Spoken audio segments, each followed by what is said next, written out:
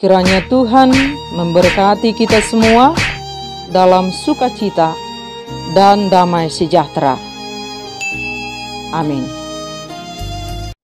Bapak, Ibu, dan Saudara yang dikasihi oleh Tuhan Yesus Kristus, kiranya sukacita dan damai sejahtera di dalam Tuhan menyertai kita semua. Firman Tuhan yang menjadi renungan bagi kita, Matius pasal 10, ayat 32 sampai dengan ayat yang ke-39. Demikian firman Tuhan, "Setiap orang yang mengakui aku di depan manusia, aku juga akan mengakuinya di depan Bapa-Ku yang di surga.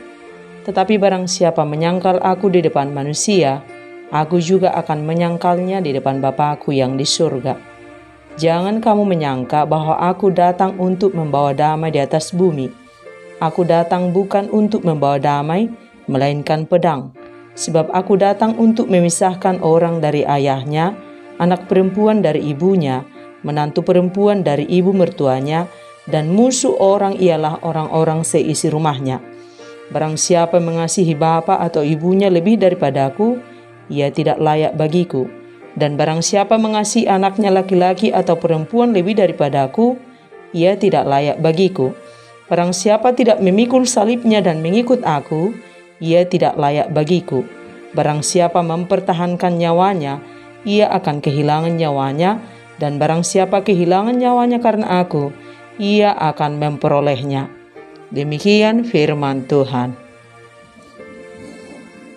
Bapak, Ibu, dan Saudara yang dikasihi oleh Tuhan Yesus Kristus, kekristenan yang sejati adalah suatu penyerahan diri seluruhnya dan sepenuhnya kepada Tuhan Yesus Kristus.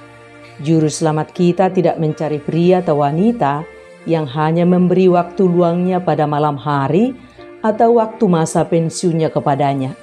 Ia mencari orang-orang yang mau menempatkan dia pada tempat yang terutama di dalam kehidupan mereka.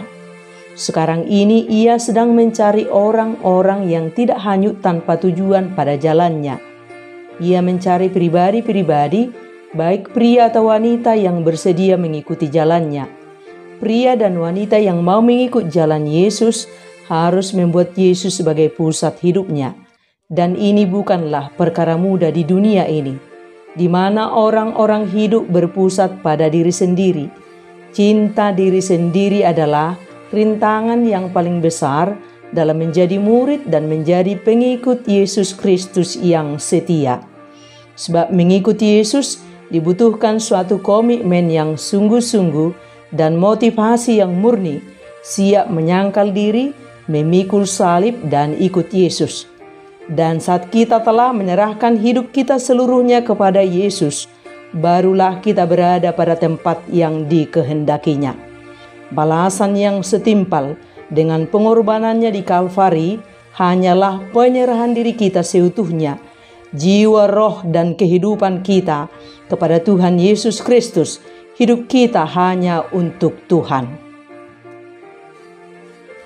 Dan bagaimana kita sungguh-sungguh mengikuti Yesus dalam kehidupan kita? Dalam firman ini Yesus berkata, "Setiap orang yang mengakui aku di depan manusia, aku juga akan mengakuinya di depan Bapa-Ku yang di surga. Tetapi barang siapa yang menyangkal aku di depan manusia, aku juga akan menyangkalnya di depan Bapa-Ku di surga." Tidak pernah mudah jalan yang harus kita lalui sebagai pengikut Kristus. Ada ujian, ada tantangan, ada penolakan, dan kehadiran kita tidak selalu diterima di dunia ini, dan kita harus bertahan mengakui Yesus sebagai Tuhan dan Juru Selamat kita, sekalipun kita harus menderita. Dan ini yang sulit diterima dunia. Yesus datang melalui jalan penderitaan, dan bagi yang mau jadi pengikutnya, harus menyangkal diri, memikul salib, dan ikut Yesus. Jalan Yesus adalah jalan penderitaan. Sementara dunia menawarkan hal-hal yang menarik dan menggiurkan, harus mempertahankan diri walau harus menghalalkan segala cara. Yang penting sukses, yang penting berhasil, yang penting kaya raya. Tetapi dalam firman dikatakan, tetapi apa gunanya seorang memperoleh seluruh dunia ini tetapi kehilangan nyawanya? Dan apakah yang dapat diberikannya sebagai ganti nyawanya? Dan ini yang sangat penting kita perhatikan. Tugas panggilan hidup kita ke dunia ini adalah untuk hidup dalam kebenaran Tuhan. Yesus mati di kayu salib untuk menebus kita dari ketidakbenaran dan dibenarkan. Selanjutnya bagian kita adalah jadilah orang benar. Jadilah murid dan pengikut Yesus yang benar. Dan ini yang sangat penting kita pahami dengan benar, supaya kita tidak punya pemahaman yang keliru. Kalau ikut Yesus pasti kaya, pasti sukses, pasti sembuh, pasti berhasil. Kalau ikut Yesus segalanya menjadi mudah. Dan untuk menjadi murid Yesus dan pengikut Yesus, ada syarat yang harus kita penuhi. Dan jika kita tidak memenuhi syarat itu, kita tidak layak di hadapan Tuhan. Kita harus siap menyangkal diri dan siap pikul salib. Dalam firman Tuhan dikatakan, setiap orang yang mau mengikuti aku, ia harus menyangkal dirinya, memikul salibnya dan mengikuti aku. Dan ini bukanlah perkara mudah, karena kita sudah terbiasa hidup melakukan apa yang kita anggap gampang dan menguntungkan untuk diri kita sendiri tanpa mempertimbangkan apa yang sebenarnya diinginkan oleh Tuhan dalam kehidupan kita. Untuk hal inilah kita penting membangun persekutuan yang dekat dengan Tuhan. Dalam doa kita yang tetap, belajar firman dan menghidupinya, hidup kita dipimpin oleh Roh Kudus, sehingga telinga rohani kita dibuka Tuhan untuk mendengar apa maunya Tuhan dalam hidup kita dan bukan mau kita lagi yang menjadi jalan kehidupan kita. Dan bukankah selama ini kita hidup hanya untuk diri kita sendiri? Sekolah setinggi-tingginya, kemudian bekerja, menikah, punya anak, punya harta, dan lain-lain. Jadi hidup kita hanya sebatas untuk diri kita sendiri. Yang penting mau kita tercapai. Hidup kita hanya terpusat pada diri kita sendiri. Dan kita berada pada dunia di mana kita manusia hidup egosentris, berpusat pada diri sendiri. Memikul salib yakni mati terhadap ambisi duniawi dan mengerahkan pada keinginan Tuhan. Memikul salib rela menerima tanggung jawab dan konsekuensi mengikuti Yesus Kristus. Memikul salib berarti berkorban, tabah, rela menderita dan bersedia menanggalkan segala kesenangan duniawi karena telah mengikuti Kristus. Memikul salib kita harus bersedia menanggung segala risiko atau hal-hal yang tidak menyenangkan sebagai akibat keputusan kita untuk ikut Yesus. Rela menderita demi hidup dalam kebenaran Tuhan. Apapun yang sedang kita alami, walau sulit, tetap bertahan benar di hadapan Tuhan. Dalam firman Tuhan dikatakan, barang siapa tidak memikul salibnya dan mengikut aku, ia tidak layak bagiku. Barang siapa mempertahankan nyawanya, ia akan kehilangan nyawanya, dan barang siapa kehilangan nyawanya karena aku, ia akan memperolehnya.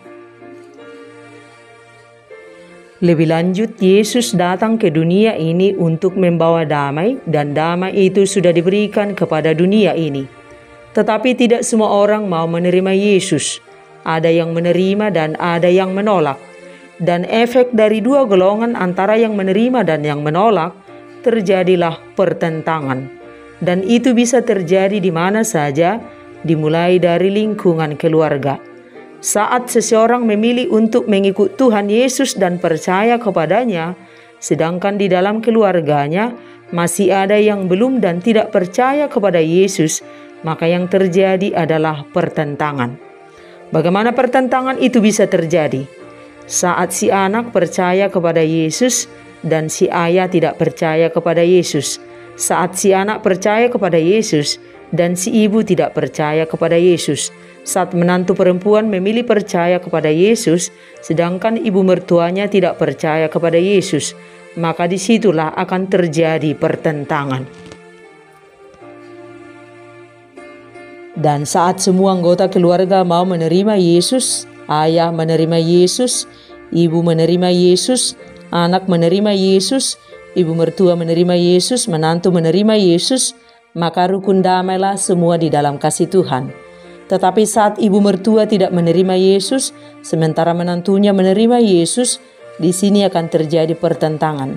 Pertentangan akan terus terjadi sebab tidak semua orang mau menerima Yesus.